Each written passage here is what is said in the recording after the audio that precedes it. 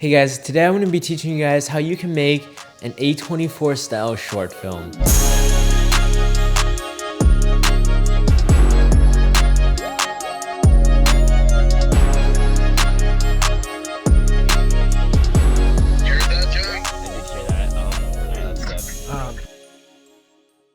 So recently I just finished production on my biggest and most ambitious short film, The Sun Rises Differently. And this film took way too long to film, but this process taught me a lot about filmmaking, and I think it will teach you a lot about making independent short films. So back in early March, I came up with this story about two brothers who one gets accepted into a top university and the other brother is like fearful of what's gonna happen to his older brother and how change is gonna happen in life. And it's like a story about change and uncertainty. After like 15 drafts later of revision and feedback, I finally got the final draft that I was pretty satisfied with. After getting those, I started looking for the locations, and I knew the story needed a sky bridge, and I think there was only one sky bridge in my town, so we used that one. And then we also got a few houses that looked and worked with the story. We also got a truck, a ranch, and the mountain, and figure out all the locations. And honestly, filming in Wyoming is super easy. An advice I have for you guys as filmmakers is just use your settings to your advantage. Once you find the location, you get just this like spark of creativity, and you just get a bunch of new ideas based on this location. So go out and explore stuff, you know? So after I got all the people, we started doing rehearsals. We just met up a few times in the weeks before production, and we just went through all the lines. And honestly, that was some of the funnest moments I've had. Their performances are so good. So seeing your script kind of starting to come to life is just so awesome.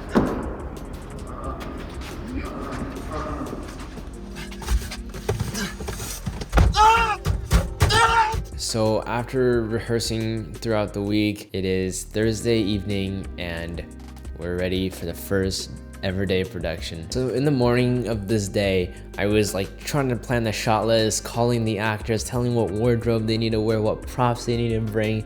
I was trying to contact like everyone. It was so hectic, and also I had to go to school, right? So I was like literally on my phone the whole time in like English, trying to figure out like all the logistics. This is why I recommend getting a producer to do this, because having to figure out the creative side and the logistical side is just really stressful. And then after that, I picked up two of my assistants, and we drove to a bunch of stores to buy some of the wardrobe that I needed. We had to also get some like props and stuff. Super hectic because I was getting so many phone calls constantly. Everyone was asking like, well, what location, what time. That's why a call sheet is very important, and I should have done that. I had to text every single person. It was crazy. Don't tell me you're filming this. Bruh, nothing's happening. So then after we got everything we needed, we headed to the locations. Everyone started pulling up. You know, we had like so many people, like crew, cast. Yo, we are here. Everyone's here. I hope those kids don't think I'm like videotaping them or something. There's Ian. What's up, Ian? You still want Roman? There's so many people. It's like Bunchy. Second grader. Or just me. And then we started filming. And in the beginning, it was kind of rough because I haven't filmed in a little bit, but everyone was giving me ideas and stuff, so it worked out really well. Started filming the scene, and then we got onto the sky bridge, started filming on there. We had to like rehearse a few times on the bridge itself just to get the lines more warmed up. And the actors honestly did such a good job. They were like super good, and I'm so glad and grateful that they were able to be on this project. And as we were filming, it started getting more and more hectic because my batteries were starting to die one by one. I was almost out of batteries, and like your bag was such a mess. Like everything was just tangled up. I was so lost, and then some new people were showing up trying to figure out what their jobs are. It was just so chaotic. And then we finally got the scene on the sky bridge done. Took a lot of weight off my shoulders, but we were definitely behind schedule. We were way behind schedule actually. And then we headed down the sky bridge, and we did the scene with the can falling down, and that took a while to do because we had to time the car and everything. While filming, like some dark hooded figure started walking towards me,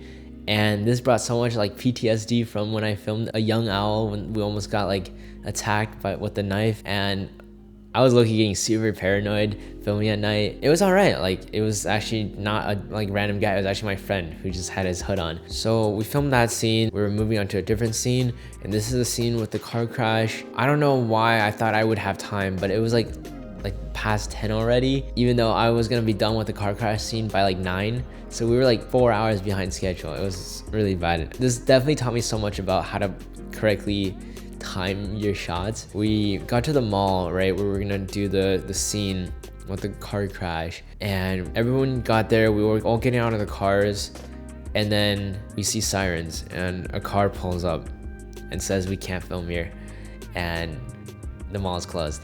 So yeah, at that point, like, we were all so tired and cold that we just decided to just call it a day. But it was so rough. We're about 1/10 done with the movie. The next day, I woke up and I was trying to like organize all my gear, and I started editing what I filmed yesterday, looking through the footage, making an assembly cut, and then I was also working on the shot list for that day's filming. And we got to the location and we started setting up the lights, and this was supposed to be the party scene. I was like still setting up, and then people started arriving. I got like 20 plus extras. Also, before this, I texted one of my friends. He's a really good DP. He's like a year above me, and he was giving me some advice on filming party scenes, giving me some advice on lighting. Shout out to Ethan Chu. Anyways, as the crew and the cast started arriving one by one, it was starting to get hectic, right? There was so many people, a lot more than the previous day. Look at all these freaking people.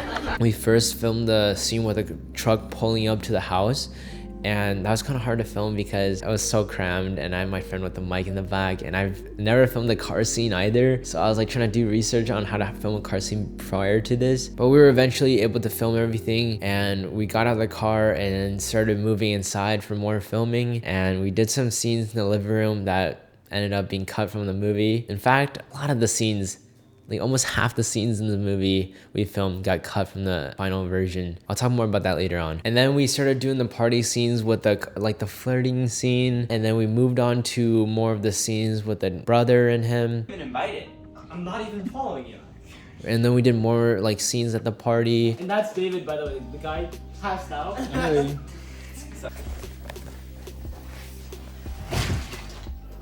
Yo, David.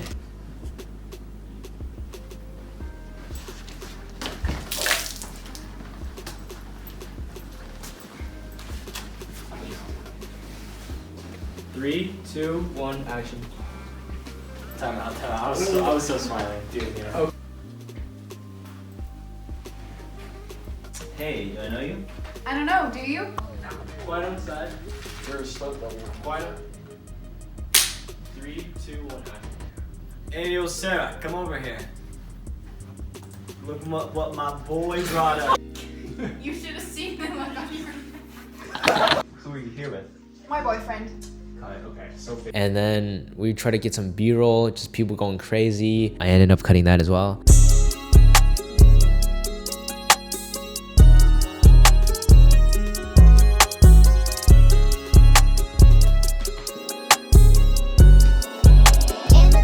And then we also decided to do the fight scene the next day as well, just because we didn't have enough time and it got dark really quick. The footages we got were pretty good. I mean, I had 3 lights and it looked somewhat like a party, so I'm kind of proud of that. It's another stressful day of filming. So the next day, it was the ranch scene. It was supposed to be the opening scene and the end scene. And also, if you haven't noticed, we were supposed to get done filming this movie in 3 days. It didn't end up being 3 days. It ended up being 10 days. I was gonna get up early, right? Get everything ready, do the shot list. I slept through my alarm, so I got up super late and I realized I have like 20 minutes before filming. So I had to move the filming back at least an hour so I can grab breakfast, work on the shot list, pack all the gear, and then I had to go to someone's house to pick up a wheelchair, and we all pulled up to the ranch and we started getting ready to film. And keep in mind, in the morning I did not have time to do a shot list, so I was just winging it. I was just like trying to go based on the script, which is something you shouldn't do. Yeah, no, it was rough. But basically, we got there and we started filming, and honestly, it wasn't the worst. Like, considering the fact that I didn't have a shot list, it went pretty smooth. And also like a neighboring ranch was selling tires, so we just like grabbed a tire, and it kind of added to the production value of the movie. We were supposed to do the college decision reaction scene inside, right? But we were like super behind schedule. We decided to do that another day. So after filming the opening scenes at the ranch, we went to the house to film more of the party scene that we couldn't get done the previous day. The actors got there and we were setting up the lights. Then I realized we're kind of missing a lot of extras because the extras from the previous day weren't available this day, right? So I had everybody that was there just hit up all their friends, and people started making phone calls, and then a ton of people showed up, which was really cool. We even had more extras than the previous day. We need you so badly. We do. Okay. Yo. So we definitely need to knock that over for the movie, but yeah, just knock For it the over. fight, just kidding, because that's outside. Someone jump through it. Yeah, no, literally jump. Oh, yo. So then after filming the missing party scene, we went outside to film the fight scene, right? And the actors only had like pretty much less than an hour to film, and that was gonna take much longer than that. We kind of just winged it. Yeah, no, it was really rough. Like, we barely got the fight scene filmed. As you can see, like, there's some scenes where it's like, you know, when the cop car pulls up and they're running away? Like, we only had 2 actors there because the other actors all left. And also, it was super bright. That scene was supposed to happen like blue hour / like nighttime, and we filmed it in the afternoon. That didn't fit the storyline at all. Would I have to refilm the whole fight scene then? I was missing like 60 to 70% of the movie at that point. And I filmed a scene at the tennis courts that ended up being cut. It was like a whole nother storyline with these tennis bullies. But yeah, anyways, we, filmed the scene at the tennis court. Behind the Are you gonna scenes. tell them action? Oh, Cohen, you're back. Action! Oh. Quiet on set. Action.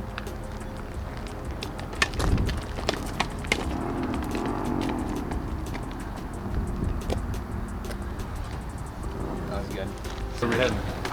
We're gonna go to the Eastridge Mall. And then we tried to film attempt number 2 of the car crash scene. And this time we got to the mall way before 10, because they said they closed at 10, right? So we got there at like 6. So you're wiping your forehead, right? Your sleeves, and then suddenly your phone starts ringing. Oh, for sure. You want me to tell this kid what to do or what? No, tell him just let him chill for like 2 seconds. 1, 2. Let's go! Oh, there's the Now post. the acting's gonna be level 10. There's the mall popo again. Bro, okay, I'm gonna get this on camera. Do you see them? Dude, Oh, not the they mall. have their own cars. Not the mall cops again. Yeah, it's right. Also, you talk to Clay. Dude, car, we're gonna get arrested. No filming? Not recording. At all. At all? Giant. At all. Open the door. Oh, okay, word. Open the door. Alright, well, I'll go tell those people then, alright? Sorry for the trouble. Alright, I understand. For sure, I understand. Okay, have a good night. It's a public mall. You heard that, John? I did hear that. Alright, let's step. Here, park next to my car. We're gonna go to Kid Up to film. So we left and we went to my school's parking lot, which was a lot smaller, and we tried to film there, and it looked awful. Like, it looked nothing like the road. So we decided okay, scratch that. I'll figure out another time once we find a better location, I guess. So then we went to the party house basically to film some scenes of my friend sleeping in his car. Whoa, someone's having a party up there. Oh, what the heck? Just to let you know, someone's been watching us through that door for a bit. Dude, what the?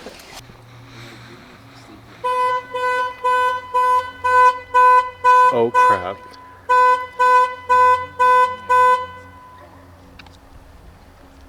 I knew this place was haunted.